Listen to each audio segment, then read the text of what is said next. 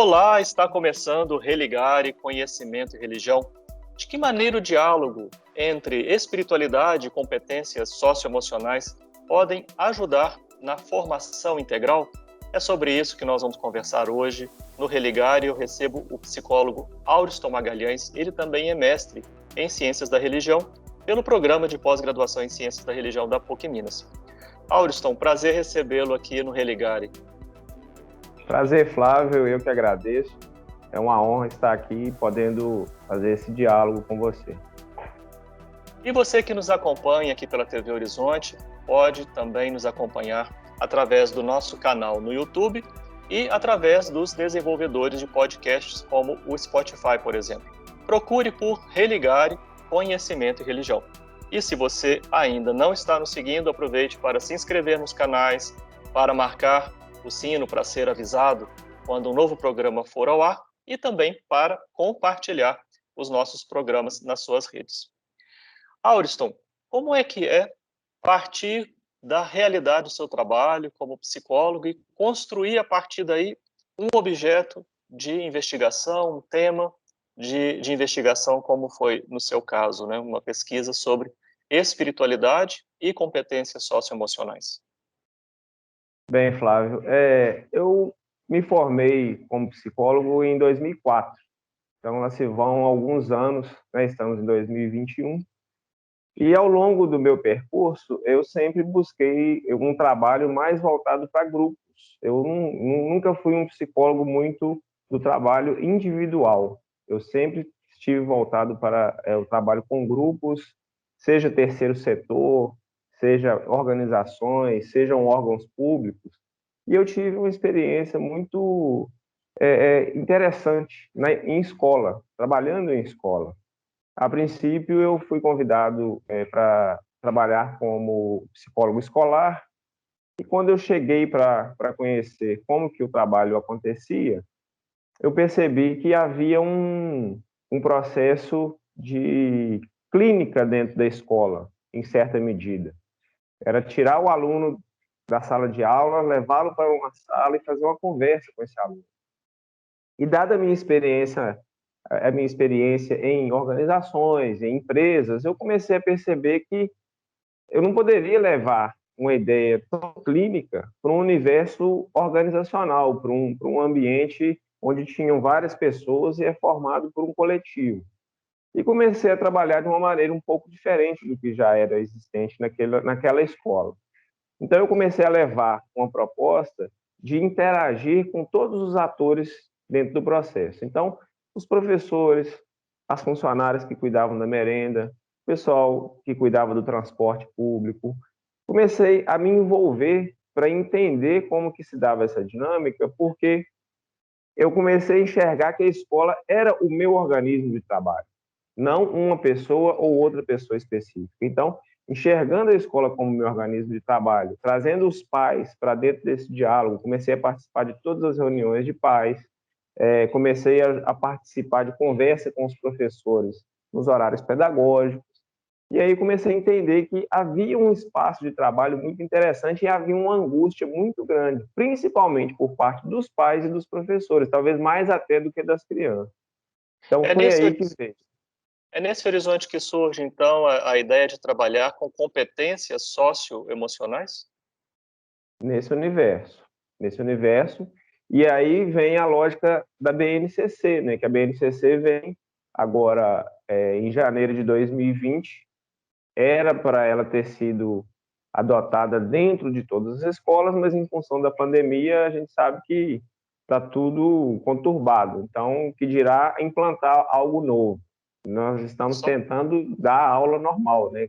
Conduzir alguma coisa minimamente do necessário para a escola.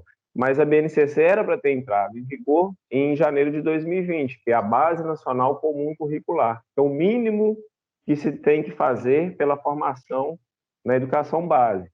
E dentro da BNCC há uma previsão de que as competências socioemocionais têm que ser contempladas dentro do currículo escolar. Ela tem que atravessar esse currículo, né? o que Então, são essas nesse sentido. competências? As competências socioemocionais são habilidades, né? Na realidade, até na BNCC nem usa a palavra competência.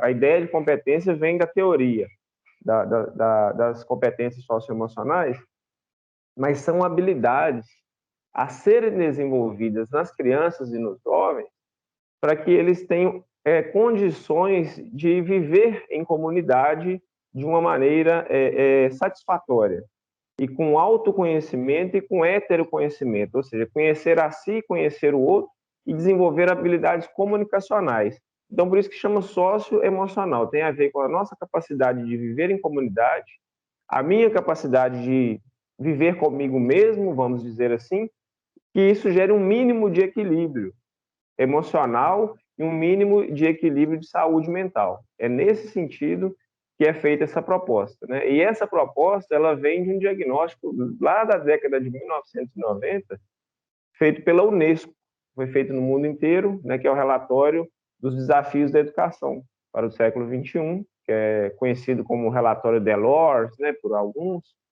e porque com o avanço tecnológico muito veloz, começou a se questionar qual que vai ser o papel da escola do futuro, se a informação já está no bolso de todo mundo. Se a pessoa, tendo uma certa curiosidade direcionada, ela vai conseguir saber quase que de tudo que tem no mundo. As bibliotecas, as teorias. Sabendo pesquisar, provavelmente vamos achar quase que de tudo no próprio celular. Então, qual que é o papel dessa escola do futuro? É a partir daí. Quando você fala que esse termo competência vem da teoria, qual é a teoria? Ou quais são as teorias que abordam essa questão? Bom, não há uma pacificação, porque pode-se pegar como competências socioemocionais uma série de questões específicas, ou regionalmente, ou da própria identidade da escola que estiver usando. Vamos supor que é uma escola particular que é de uma determinada denominação, ela defende um estilo de educação. Mas, grosso modo, as competências socioemocionais mais utilizadas, ela vem da teoria do traço de personalidade, que é uma teoria que vem lá da década de 1930 e vem ao longo dos anos sendo desenvolvida, e ela nunca parou de ser desenvolvida. Então, é uma teoria que já vai completar aí próximo de 100 anos, né? Próxima década ela já completa 100 anos, e ela foi desenvolvida no sentido de que quem começou com ela pegou todas as palavras possíveis que determinavam o que era personalidade e veio enxugando essas palavras e ficaram 5 eixos finais, que é o que é utilizado hoje, para que sejam construídos. Então, tem vários testes validados nesse sentido, do ponto de vista da psicologia, mas são os eixos também que podem ser usados pela pedagogia, pela formação acadêmica de um modo geral. Então, são eixos de formação de personalidade que vai trabalhar tanto esse autoconhecimento como essa capacidade de lidar com o outro, capacidade de lidar com o ambiente. Bem, você traz aí um outro termo para esse diálogo, né, que é espiritualidade. O que é que você está reconhecendo como espiritualidade nesse seu trabalho? Porque não parece que você esteja falando assim de algo de alguma tradição religiosa ou diretamente ligado a isso. Exatamente. A espiritualidade que eu trago, ela vem muito de uma ideia de uma dimensão antropológica da espiritualidade. Ou seja, como que nós humanos lidamos com coisas que está além da nossa compreensão e transcende a vida ordinária, transcende essa vida rotineira do dia a dia. Então, é a ideia do mistério, é o sentido da vida, de que forma que a gente compreende a nossa razão de existir, de forma que nós compreendemos por que nós estamos, por exemplo, aqui fazendo essa live, compensa esse trabalho todo que a gente tem, já que a gente sabe que tem uma metáfora que eu tenho usado muito, que eu acho ela muito interessante, que é a metáfora do avião, né? Que fala assim, a partir do momento que temos consciência da vida, é como se a gente se a gente fosse um avião vendo um morro lá no final do horizonte e sabendo que inevitavelmente nós vamos trombar naquele morro, ou seja, a gente sabe que a vida tem fim, a consciência de finitude. Então você olha para o horizonte e sabendo que não tem outro fim, o final é a morte e inevitável. E ela pode só ser antecipada ou não, mas que ela vai ocorrer é inevitável. Então, essa consciência é que nos permite trabalhar com essa dimensão antropológica da espiritualidade. Então, há teóricos de todos os tipos. O André Comte-Sponville, que é um filósofo francês, e ele é ateu, então acho que por isso que eu gostei de pegá-lo assim também como um exemplo importante. Tem outros vários, claro, mas é porque ele fala que a dimensão do mistério ela não é propriedade de nenhuma religião. A espiritualidade não é propriedade de nenhuma tradição religiosa, ela é uma propriedade do humano.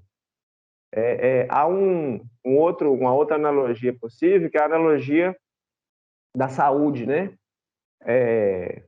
Nós temos médicos que cuidam da pele, nós temos médicos que cuidam dos olhos, nós temos médicos que cuidam de cada um de uma parte do corpo. E a dimensão da espiritualidade parece que a gente terceirizou ela também e começou a entregá-la para ser cultivada por alguém que nos informasse o tempo todo como que você deve exercitar essa dimensão, que é uma dimensão interna, subjetiva, mas ela está no seu organismo, ela está na sua consciência de alguma forma, na sua mente, no seu cérebro e na sua forma de enxergar o mundo. Então, essa que é a dimensão espiritual que eu tento trabalhar, que tem a ver com sentido, com propósito, com a relação nossa com a nossa finitude, com a relação com a transcendência e com aquilo que a gente não pode explicar. Também tem a ver com a capacidade nossa de lidar com as incertezas. No mundo de tanto controle, como que a gente lida com as incertezas? Aí vem a ideia da ansiedade, que é também um fenômeno muito importante nesse cenário. Bem, a gente vai ter a oportunidade de aprofundar cada um desses pontos. Hoje, aqui no Religar, eu converso com o psicólogo e mestre em Ciências da Religião pela PUC Minas, Auriston Magalhães, e nós estamos falando sobre espiritualidade e competências socioemocionais. Nós vamos fazer um rápido intervalo, mas voltamos já já.